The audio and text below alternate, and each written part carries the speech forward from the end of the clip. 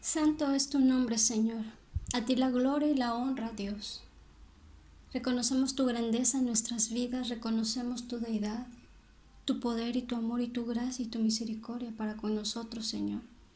Gracias por todo lo que nos das, por este nuevo día, por la comida, el techo, la ropa, los lujos, el trabajo, por todo, Señor, por la vida, nuestros hijos, nuestra familia. Gracias porque hemos recibido todo de ti, Señor. Y hoy, Dios, queremos honrarte una vez más para capacitarnos en ti y en los acontecimientos que vendrán en un futuro, Señor, y que ya están pasando. Gracias, Señor, porque justo en este tiempo de pandemia, de aflicción, corresponde la lectura de estos libros, Señor. No cabe duda que en ti no hay coincidencias.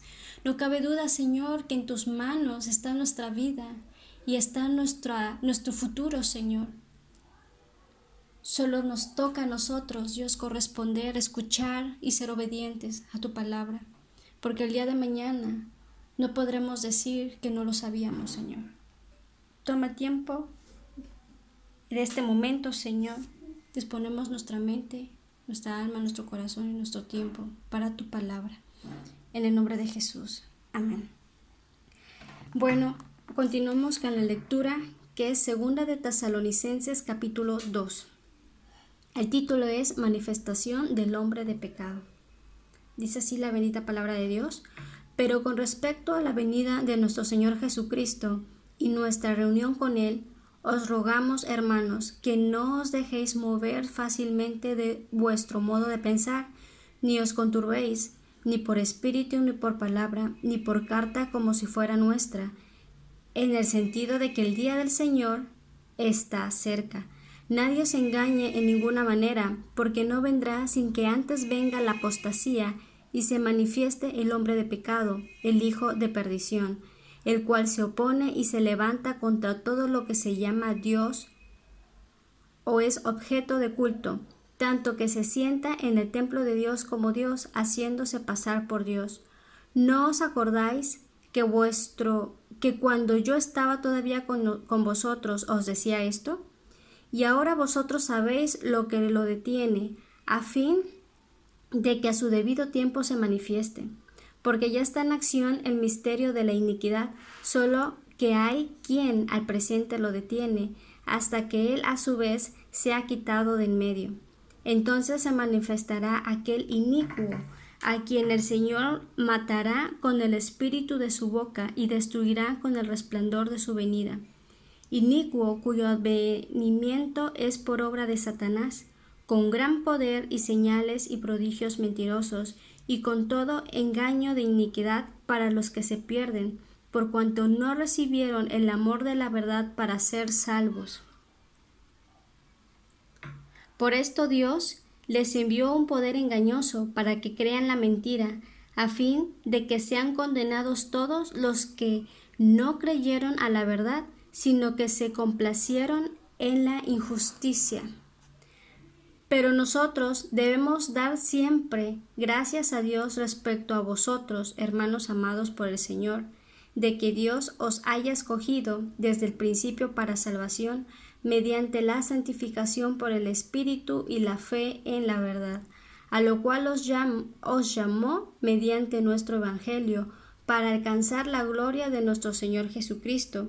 Así que, hermanos, estad firmes y retened la doctrina que habéis aprendido, sea por palabra o por carta nuestra, y el mismo Jesucristo, Señor nuestro y Dios nuestro Padre, el cual nos amó y nos dio consolación eterna y buena esperanza por gracia, conforte vuestros corazones y os confirme en toda buena palabra y obra.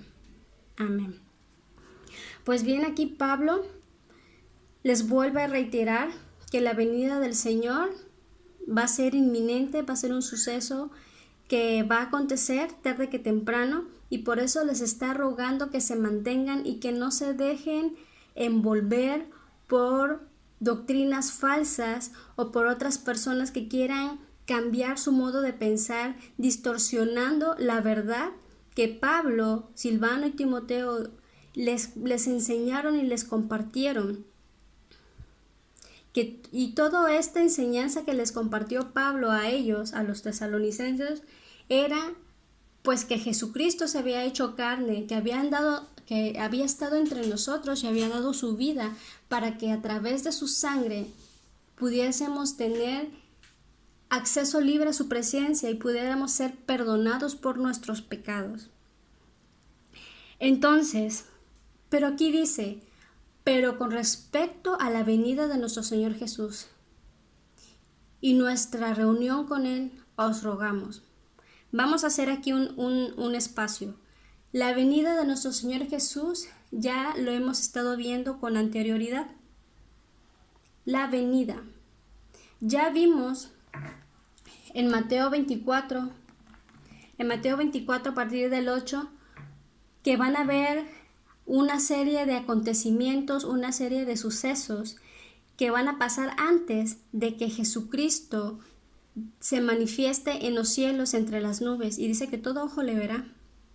Pero antes de que Él venga tienen que pasar una serie de acontecimientos aquí en el mundo, y a estos acontecimientos se le llaman principio de dolores. Y ya lo hemos leído muchas veces, que dice que van a haber falsos cristos, falsos profetas, y que incluso esta gente falsa va a hacer milagros y que muchos, aún los escogidos, iban a ser engañados. ¿Por qué? Porque se iban a dejar engañar y maravillar por los milagros que iban a hacer. Iban a decir, por acá está el Cristo en el desierto, por acá está aquello. Pero ¿qué dice Mateo 24? Desde el 8 en adelante, no se dejen engañar, no se dejan de engañar, no hagan caso, no vayan. Ustedes esperan la venida de Jesucristo. También otros acontecimientos como principios de dolores son las guerras, los rumores de las guerras. Se levantará nación contra nación, pestes, que es este ejemplo del COVID, hambres, terremotos en diferentes lugares. Ya está pasando desde hace 2 años. Que iban a haber muchos asesinatos a gente que iba a predicar el evangelio, y ya está pasando en muchos lugares del mundo. Los queman vivos, se entregarán unos a otros porque se aborrecerán, ya no va a haber amor al prójimo, cosa que también se está viendo porque la maldad se está multiplicando sobremanera. Y también el evangelio se va a incrementar en todo el mundo. Eso lo podemos ver en Mateo 24:14. Y también habla que va a haber una gran desolación en todo el mundo. Mateo 24:15. ¿Qué es desolar? ¿Qué es una desolación? Significa que va a haber mucha angustia, mucho dolor, mucha tristeza, mucha ruina, mucha destrucción. Esta pandemia es solamente una pequeña probada de lo que va a acontecer. Y se los digo no para que se espanten, sino para que nos ocupemos y no estemos en ignorancia de las cosas que van a pasar, para que la venida de nuestro Señor no nos tome por sorpresa y para que entonces podamos aprovechar verdaderamente el tiempo, instruyéndonos en la palabra de Dios. Empecemos a leer Daniel, empecemos a leer Isaías, Apocalipsis. Busquemos en internet, apoyémonos. Hay mucha información en la cual nos podemos apoyar, o podemos hacer un grupo de estudio en vivo para también poder analizar juntos Apocalipsis. Es tiempo de saber las verdades de la palabra de Dios, que son todas las cosas que van a pasar después de su venida, qué va a suceder después del rapto, qué va a pasar con este mundo. Entonces es necesario. Entonces, antes de su venida, sabemos que van a venir los principios de dolores que ya estamos viviendo. Y aparte de este principio de dolores va a haber una gran tribulación. Mateo 24, versículo 21. Y esta gran tribulación va a durar 7 años. También se le llama la ira de Dios. ¿Se imaginan? 7 años. ¿Dónde viene esto? Bueno, esto viene en Daniel capítulo 12, versículo 11. Y desde el tiempo que se ha quitado el continuo sacrificio hasta la abominación desoladora, habrá 1290 días. 1290 días, bienaventurado el que espere y llegue a 1000 335 días. 1290 días equivale a 3.5 años y los 1335 días equivalen a 3.6 años. Si los juntamos son pues 7 años. Redondeando son 7 años. Entonces esto es lo que va a durar la gran tribulación, o también llamada ira de Dios. Así que gracias a Dios no va a durar más tiempo, porque va a ser acortada por causa de los escogidos. Eso también lo podemos leer en Mateo 24, versículo 21. Esta también de la gran tribulación o la ira de Dios también se le llama día de la venganza, y esto viene en Isaías. Vamos a ver qué dice Isaías. Isaías 61:2. Dice: a proclamar el año de la buena voluntad de Jehová y el día de venganza del Dios nuestro, a consolar a todos los enlutados. ¿Sí? Entonces, este es un acto y una serie de sucesos que van a pasar porque van a pasar. Ahora, entonces, antes de su venida van a pasar muchas cosas, nos van a querer persuadir de nuestra fe, y esto va a venir directamente. Satanás y sus demonios van a usar a las personas, van a usar al gobierno, van a usar a las personas para que nosotros dudemos de nuestra fe. Acuérdense que van a haber falsos profetas y falsos cristos. Ahora, por eso dice: no se dejen engañar, no se dejen tampoco intimidar, ni por espíritu, o sea, ni por demonios, ni por palabras, ni por cartas. Nadie os engañe de ninguna manera, porque no vendrá sin que antes venga la apostasía y se manifieste el hombre de pecado, el hijo de perdición. Entonces, no va a venir Jesucristo, no va a acontecer su segunda venida hasta que antes venga la apostasía. Apostatar significa renegar, apartarse de la fe verdadera. Esto es apostasía. ¿Sí? Es renegar de nuestra fe. Eso es apostasía, es renunciar, abandonar una convicción, abandonar tu convicción en Cristo y en su palabra. Entonces, como muchos van a ser engañados por esos falsos cristos, por esos milagros que van a hacer esos falsos profetas, dizque a nombre de Dios, pero en realidad no va a ser con el poder ni la autoridad de Dios ni de su Espíritu Santo, sino con la autoridad de los demonios y de Satanás. Entonces, por eso aquí dice: no se dejen engañar ni por espíritus. ¿Ok? Ahora, entonces, va a venir la apostasía. Muchos van a abandonar y van a renunciar a sus convicciones porque van a ser engañados. Dice que también se va a manifestar el hombre de pecado, el hijo de perdición. ¿Quién es el hombre de pecado? ¿Quién es el hijo de perdición? Vamos a adelantarnos al versículo 8. Dice: y entonces se manifestará aquel inicuo a quien el Señor matará con el espíritu de su boca. Ese inicuo, ese hijo de perdición, hombre de pecado, es conocido también como falso profeta en Apocalipsis 19:20.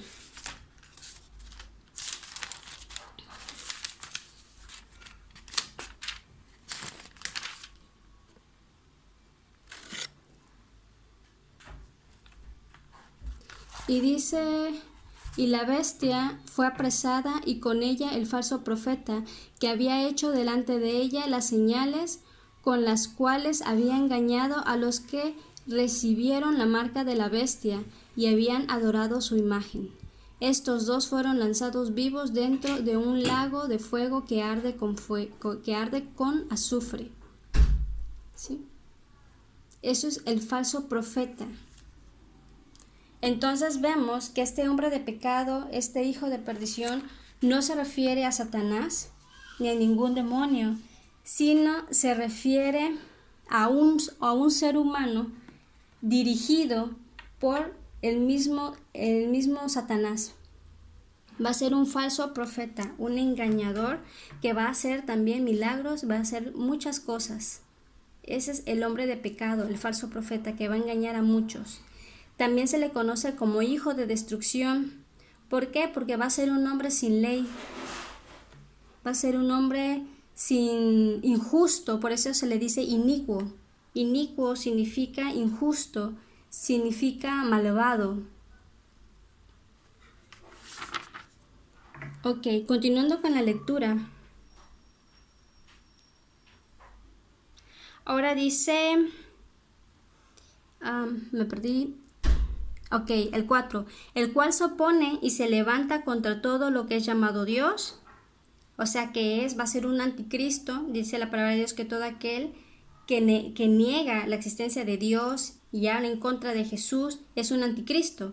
Entonces dice que este hombre de pecado se va a oponer a todo lo que tenga que ver con Dios. Se va a hacer pasar por Dios también. Va a decir, yo soy el Cristo, yo soy.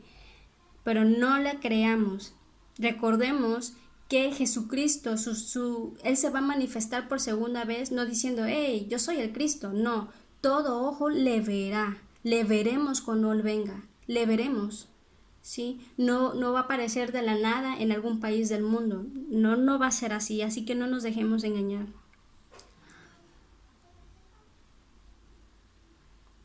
Ok, ¿no os acordáis que cuando yo estaba todavía con ustedes los decía? O sea, Pablo desde entonces sabía que iba a pasar todas estas cosas y estaba previniendo a toda la gente que se convertía a través de la predicación de la palabra, del evangelio.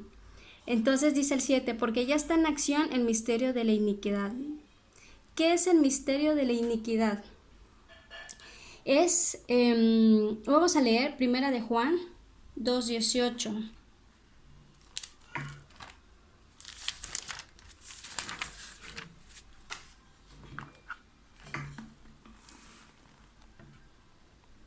Hijitos, ya es el último tiempo, y según vosotros oísteis que el anticristo viene, y así ahora han surgido muchos anticristos, por esto conocemos que es el último tiempo.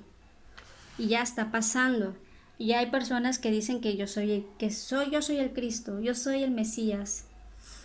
Hay muchas sectas que ya lo están haciendo, así que ya estamos en estos últimos tiempos.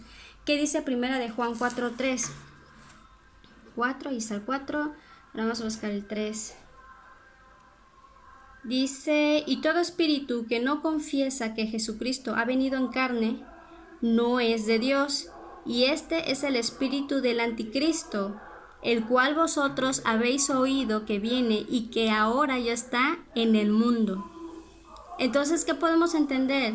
Que el misterio de la iniquidad es el plan secreto de maldad que ya está en marcha en este mundo. Solo falta que sea quitado de en medio el que ahora lo está deteniendo. ¿Sí? Parte de este plan secreto, parte de este misterio de iniquidad, ya se está gestando. Ya los medios de comunicación, todo lo que está pasando, las nuevas leyes, los cambios que están haciendo o que quieren implementar en la educación, y todo lo que vemos en la televisión es una forma de empezar a mentalizar a todo el mundo para la aceptación del anticristo. Y no lo tomen como un loco, sino para que lo consideren como algo real. Entonces, principalmente lo que va a ser este anticristo dentro de este plan diabólico llamado misterio de iniquidad es poner en tela de juicio la deidad de Jesucristo. Por eso dice, todo espíritu que no confiesa que Jesucristo ha venido en carne, o sea, es decir, pues Jesús no ha venido, como muchos judíos ortodoxos actualmente piensan que Jesucristo no ha venido, que el Mesías no ha venido, no ha nacido entre el hombre. Entonces el anticristo va a decir que Jesucristo no ha venido en carne. Entonces, si Él no ha venido, también pone en tela de juicio que Jesucristo ya murió en la cruz por todos nosotros. Hace entonces de la personalidad de Jesús un charlatán. ¿sí? Un simple hombre.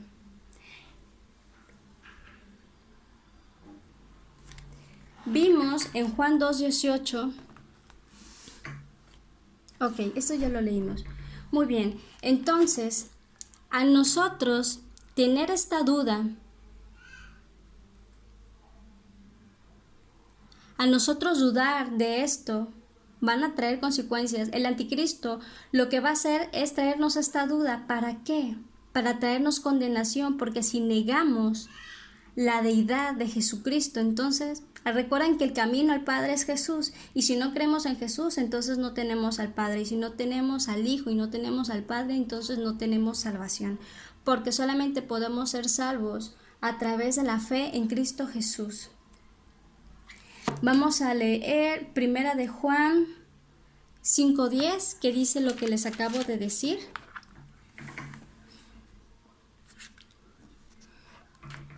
Dice, acá está, el 10. El que cree en el Hijo de Dios tiene el testimonio en sí mismo. El que no cree a Dios le ha hecho mentiroso, porque no ha creído en el testimonio que Dios ha dado acerca de su Hijo. Pero aguas, el anticristo dice que no.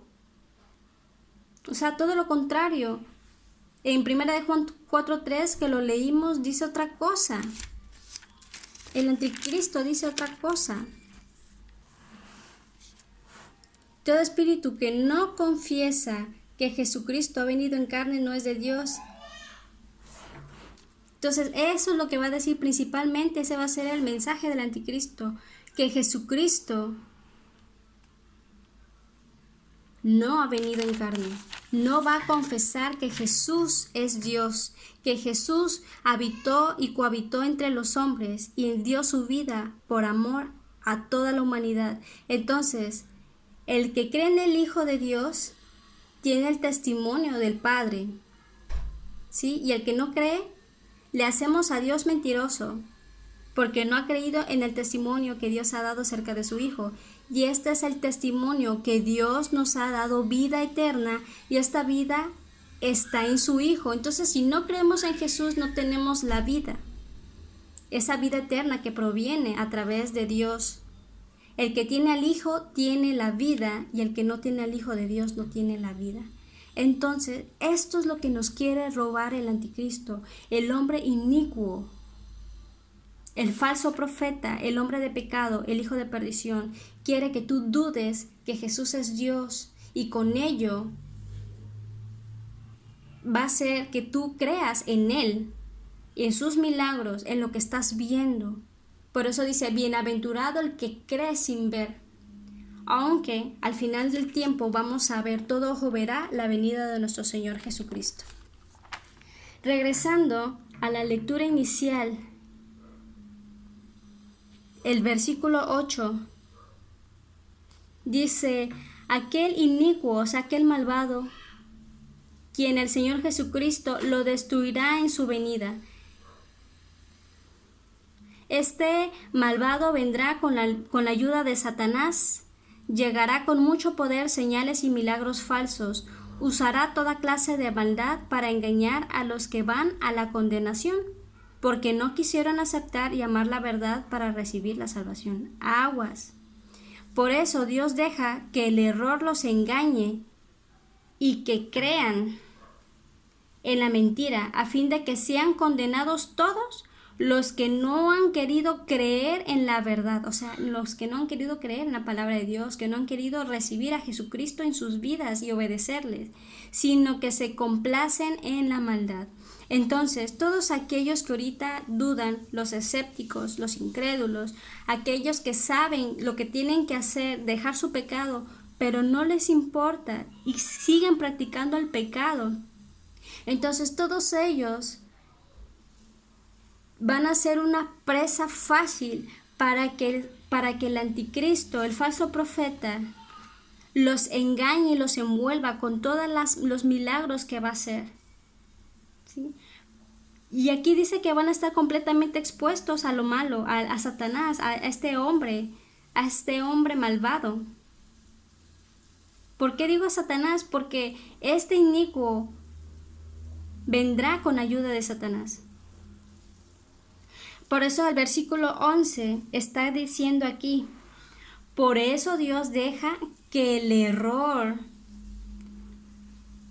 que este misterio de iniquidad, que este plan diabólico que va a iniciar por este hombre de pecado, por este falso profeta, los engañe, va a engañar a todos aquellos que rechazaron la palabra. Ellos van a ser los primeros en ser engañados y Dios mismo va a hacer que crean en esas mentiras a fin de que sean condenados todos a perdición eterna. ¡Qué tremendo! Es algo horrible. Yo quiero que prestemos mucha atención en todo esto y podamos dimensionar un poco todo lo que va a implicar esto.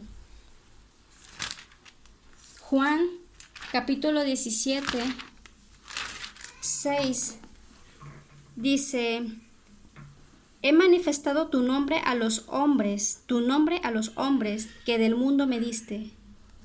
Chequen, les estoy leyendo esto porque acabamos de leer en el versículo 11, que desde el 10, 11, que todas esas personas que no quisieron aceptar y no quisieron amar la verdad para recibir salvación van a ser engañados por este falso profeta.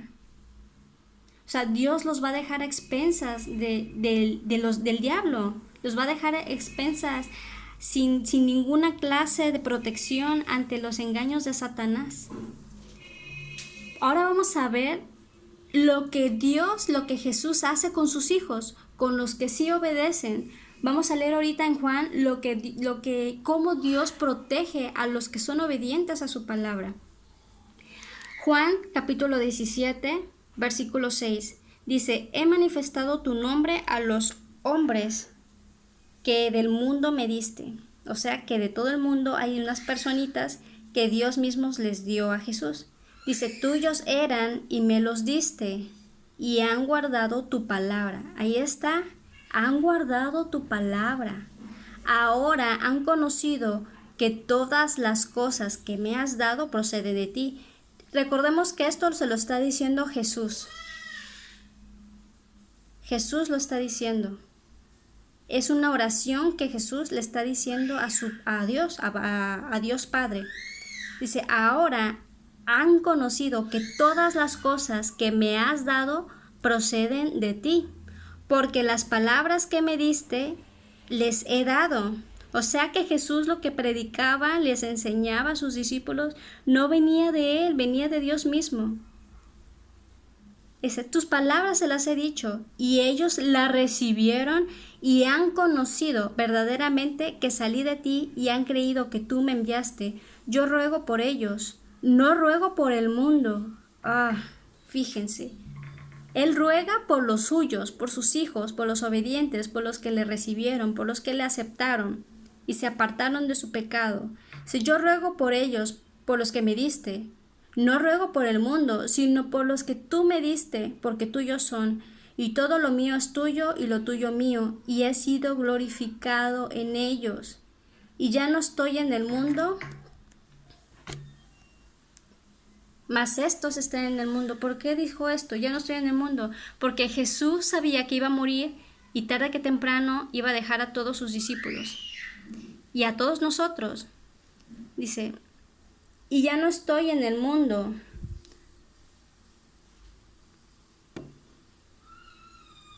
mas estos están en el mundo. O sea, más los que tú me diste van a seguir aquí en el mundo. Y yo voy a ti, Padre Santo, a los que me has dado, guárdalos en tu nombre, para que sean uno así como nosotros. Cuando estaba con ellos en el mundo, yo los guardaba en tu nombre, a los que me diste. Yo los guardé, y ninguno de ellos se perdió, sino el hijo de perdición, aquí está hablando de Judas, para que la escritura se cumpliese, el que lo entregó. Bueno, entonces aquí vemos claramente, estamos viendo con claridad esto, que los que recibieron la palabra dada por su Padre y creyeron, dice el nuevo, yo ruego por ellos, solo por ellos, no por el mundo, yo ruego por ellos, guárdalos en tu nombre, guárdalos en tu nombre. ¿Qué dice el versículo 14? Yo les he dado tu palabra y el mundo los aborreció porque no son del mundo, como tampoco yo soy del mundo. Entonces todos aquellos que le hemos recibido y hemos aceptado a Cristo Jesús en nuestra vida, no somos del mundo, no pertenecemos al mundo, por lo cual no debemos de adoptar sus tradiciones, ni adoptar su manera de pensar, ni adoptar todo lo que implica. Dice la palabra de Dios, no améis al mundo ni las cosas que están en el mundo. Si alguno ama al mundo, el amor del Padre no está en él. Entonces dice el 14, no son del mundo. El 15 vuelve a decir, guárdalos del mal. El 16 también vuelve a incidir en lo mismo. Es que no son del mundo. ¿Y qué dice el 17? Santifícalos en tu verdad. Límpialos en tu verdad. Guíalos en tu palabra. Límpialos, porque cuando nosotros leemos esta Biblia, la palabra de Dios, es cuando nuestro corazón y nuestra conciencia, nuestra mente se confronta a la verdad de la palabra de Dios y decimos, wow, estoy mal en esto. Aquí dice que tengo que perdonar, aquí dice que debo de amar hasta 70 veces 7. Entonces, Dios nos santifica a través de su palabra de vida, su palabra viva, que es la palabra de Dios. Por eso dice, santifícalos en tu verdad. Como tú me enviaste al mundo, así yo los he enviado al mundo. Ahora, entonces, espero que se haya comprendido un poco más esto. Por esto, este hombre inicuo, este falso profeta, va a querer hacer que tú apostates de tu fe, que tú renuncies, abandones tu convicción en Cristo Jesús, que tú dudes que Jesucristo vino en carne y que murió en la cruz, que Él se hizo maldición en esa cruz por ti, por mí. Dice Isaías 53 que el precio de nuestra paz, lo que valía nuestra paz, nuestra libertad, nuestra salvación fue sobre Él. Él pagó esa deuda que nosotros teníamos como pecadores. ¿Sí? Entonces, por eso es que leímos primera de Juan 5:10. Por eso lo leímos. Él quiere, este hombre inicuo, quiere que nosotros, al dudar, seamos condenados junto con él y con Satanás y todos sus demonios. Por eso dice el primera de Juan 5:10, el que cree en el Hijo de Dios tiene el testimonio en sí mismo. El 12, el que tiene al Hijo tiene la vida, y el que no tiene al Hijo de Dios no tiene la vida. Porque Jesús es el camino, la verdad y la vida. Ahora, regresando a nuestra lectura inicial de 2 de Tesalonicenses capítulo 2, dice, pero nosotros debemos dar siempre gracias a Dios. De aquí, a partir del 13 al 17, lo que Pablo está diciendo es, ¿no se dan cuenta, tesalonicenses? ¿Se dan cuenta de la gran ventaja que ustedes tienen, de la gran bendición que ustedes tienen? O sea, agradezcan a Dios por su misericordia, por escogerlos, para que ustedes fueran alcanzados para salvación por medio de Jesucristo, por medio del Espíritu Santo. Dios los llamó, eso dice el 14, Dios los llamó por el Evangelio para que tengan parte en la gloria de Dios. Sigan firmes, por esto, sigan firmes, van a pasar tiempos difíciles, pero sigan firmes, obedezcan la palabra. Por eso dice, retengan la doctrina, o sea, lo que aprendieron, reténganlo, no se dejen influenciar, no se dejen engañar, seducir por este falso Cristo que va a venir, que ya está en gestación todo su plan diabólico en el mundo. Así que sigan firmes, retengan la doctrina verdadera, reténganla en su mente, en su corazón, para que no sean engañados. Anímense que Él viene y todo nuestra recompensa con Él en su venida. Así que permanezcamos. Vamos a orar. Gracias, Padre Celestial, por tu palabra. Señor, esto no es para temerle, sino es para aplicarnos, para ponernos a cuentas contigo, Señor. Padre Santo, y si alguien de los que está escuchando, escuchó esta enseñanza, quiere ponerse a cuentas contigo, Señor, te pido, Dios, que seas tú llevándolo a un arrepentimiento genuino en su corazón, no en un remordimiento, sino en un arrepentimiento verdadero, Señor. Si alguien quiere hacer esta oración, repetirla después de mí, la puede hacer. Señor, perdóname por mis pecados. Hoy reconozco que te he fallado, hoy reconozco que he vivido conforme a mi manera, conforme a mi carne, a mis propios deseos, que he hecho con mi vida, con mi cuerpo, con mi dinero y con todo esto, he hecho lo que yo he querido, fuera de tu voluntad, fuera de tu guianza. Señor, y hoy te pido perdón por todo esto. Renuncio a mi pecado, renuncio a mi vana manera de vivir y te pido que hoy puedas reconciliarme contigo, Señor. Quiero ser un verdadero hijo tuyo, andar en tu rectitud, andar en tu verdad. Y quiero, Señor Jesús, que hoy tú me capacites con entendimiento para que a partir de hoy, al leer tu palabra, pueda comprender tus verdades de tu palabra, Señor, para que en el día malo, Señor, no pueda ser, yo no sea engañado, yo no sea engañado vilmente, Padre, y pueda esperar tu venida. Y mientras espero, pueda mantenerme en santidad y en tu pureza. Enséñame a vivir como un verdadero hijo tuyo, Dios. Enséñame, Señor. Te lo pido, Padre. Escribe hoy mi nombre en el libro de la vida. Escríbelo, Señor. Porque he entendido hoy tu palabra, que todos aquellos cuyos nombres estén escritos en el libro de la vida son aquellos que se arrepintieron de corazón de todos sus pecados. Y todos aquellos van a ser guardados en la tribulación, van a ser guardados en el día de tu ira, Dios. Quiero amarte con todo mi corazón a partir de hoy en adelante.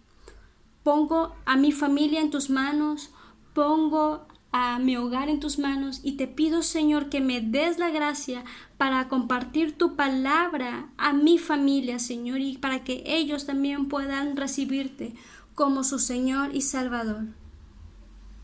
Gracias, Jesús, por tu perdón. Gracias por tu salvación. Gracias, Señor. Y a partir de ahora me pondré en paz con aquellas personas, Dios, que yo he ofendido también, para que nada estorbe en mi comunión contigo. Gracias, Señor. Te lo pido y te lo agradezco en Cristo Jesús. Amén.